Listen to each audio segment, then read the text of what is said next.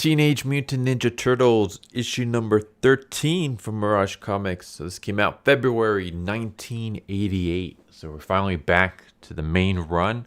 And we get some more sci-fi stuff in this one. So we start off with the Turtles. And they're chilling out. They're camping in this abandoned farmhouse. Basically, it's just them on their own. Like Casey Jones, April. None of their friends are with them. It's just the Turtles on their own. And Donatello decides to climb up on the roof of this dilapidated house. And while up there, he sees what he thinks is a shooting star. Except all of a sudden, the star turns and blasts right through the house and crashes in the water. And when the turtles go to investigate, this giant mech pops out. Of course, the turtles are like, we don't know if this thing is safe or not. Like, we don't know if it's dangerous. It looks like the mech is moving his arm. Raphael goes and attacks the robots, knocks it down, and then they discover a unconscious woman inside. So they pull her out of the wreckage, and they have her rest. Meanwhile, we cut to a spaceship where we have Moriah flying with her underlings, and she's basically talking about how what's the sense of ambushing my opponent if you don't finish her off? I guess I have to do the job myself. I have another election to win, so we have to kill her, and we have to be quick about it. And then we come back to planet Earth, where our warrior woman wakes up. Her name is Johanna, and Johanna sees the turtles. She starts to fight them at first, but then eventually, cooler heads prevail, and she, tempers down. She tells her story. And her story is basically that where she comes from, the rules of an election is that you have an election, and then whoever, even if the competitor wins, the challenger wins, the challenger has to fight the present ruler in fair battle and has to beat the current ruler to take her place. Yeah, I thought that was kind of interesting. So basically, you have to not only win the election, but then you have to actually beat your opponent in fair combat. And so Johanna has her signal to transport her home. She activates the signal, which Moriah is able to hear, and they land on planet Earth, not far from where Johanna is at. And then we get a battle. We get a battle between Johanna and the Turtles versus Moriah and her underlings. And that's what most of this issue is. Most of this issue is just the Turtles fighting the underlings, and Moriah just kind of watching from a distance and basically saying, like, even though the people elected you, like, my family has ruled the planet for centuries. Like, you're not going to beat me. And Johanna's like, yes, you ruled the planet, but cruelly. Like, I will fight you, I will beat you to save our planet and to give them a leader that actually respects them and is out for their benefit and not just my own. And so, we'll get more fighting between the two sides. And during the fight, Moriah basically has Johanna beaten and is about to kill her when Donatello comes in for the save. And then we cut to the other turtles, and Leo kills one of the turtles by stabbing in the brain with his sword. Well, Raphael is fighting against one of the henchmen, which is like a giant slug, and Leo goes to help, but no matter what they do, like, it's basically like fighting Jello. Like, there's no way they can like cut it or beat it until eventually Raphael accidentally rolls into a puddle of water where the creature starts dying. So they realize, to beat it, we have to get it in the water. So that's what they do. Meanwhile, another creature swoops in, grabs Raphael, and brings him up into the air. And Raphael knocks him down and knocks him out. And as this is going on, Michelangelo is fighting this like rock golem. And the rock golem basically throws this like, what looks like an explosive canister at Donatello. And Donatello hits it back, like, baseball style. And it lands inside the creature's mouth and blows up. And now all that's left is Moriah. And the turtles are about to go take her out when Johanna is like, no, like, I have to beat this woman fair and square. Like, she's mine. It has to be a one-on-one combat. So we have just a back and forth fight. And as they're fighting, they're basically yelling at each other. Mariah's like, fair combat is fine with me. I just don't like to get my hands dirty unless I have to. And Johanna's like, you and your people have held power for too long. You're deaf to the needs of your people. And Mariah's like, my people, like, who cares about them? I suppose my ancestors once felt something for them, but they're just insects to me now. And she starts giving the upper hand on Johanna. And the turtles want to basically get involved and help, but she's like, no, no interference. It has to be one-on-one.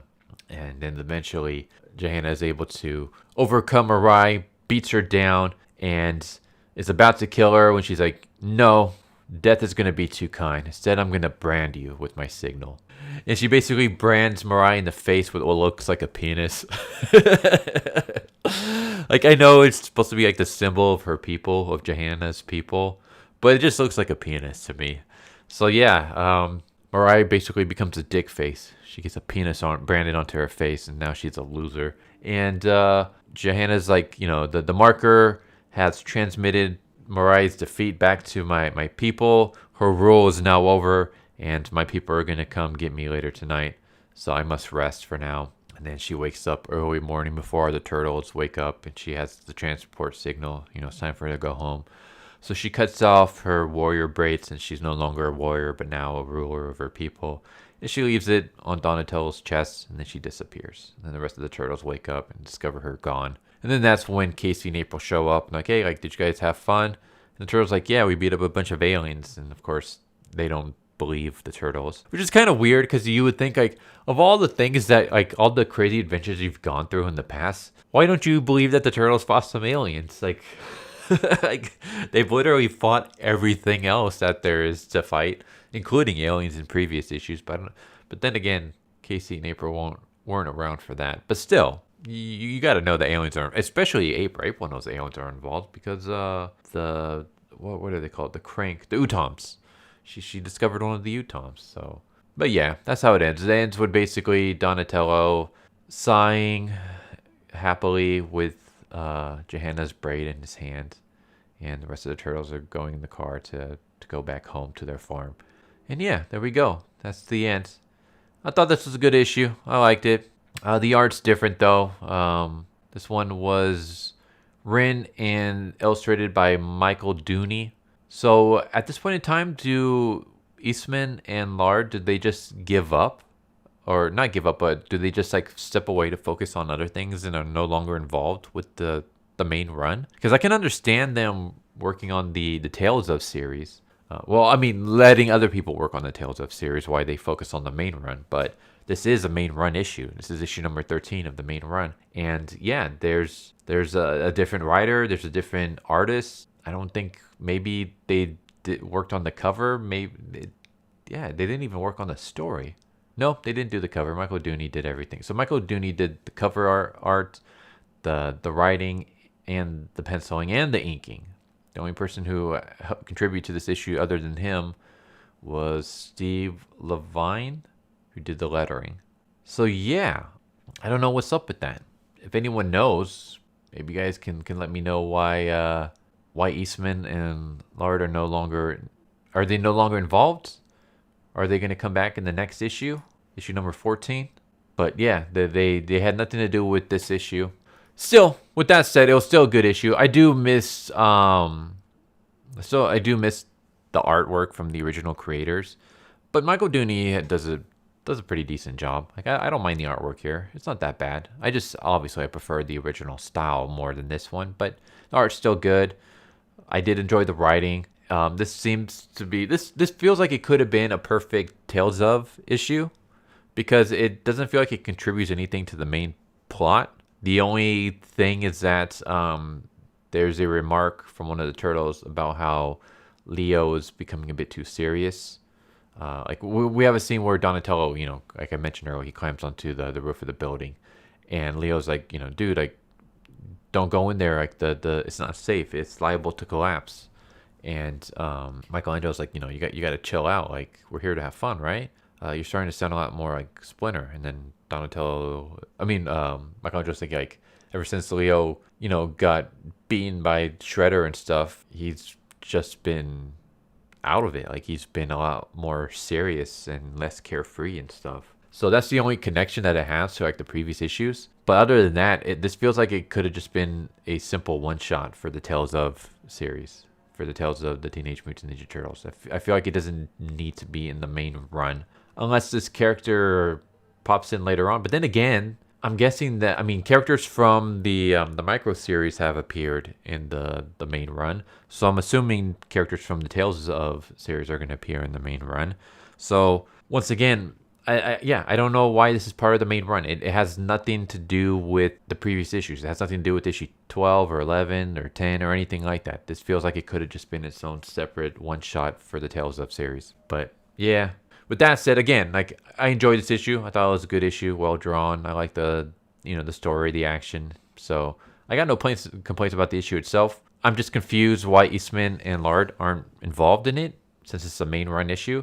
And I'm also confused about why this is part of the main run issue rather than just being part of the Tales of series, because there's nothing in here that contributes to the main run so far. It feels like it could just be its own separate thing. But there we go. Teenage Mutant Ninja Turtles, issue number 13 from Mirage Comics. Hope you guys enjoyed the video. Tell me what you guys think, and I hope to see you guys next time. Later. So what did you guys think of that video? I hope you guys enjoyed. If you guys haven't already, please subscribe, hit that bell for a notification, leave a like if you enjoyed the video. And if you didn't enjoy the video, thank you for watching it this far, and I hope the next video is more to your liking. Feel free to check out the playlist that you guys see, and I hope to see you guys next time. Later.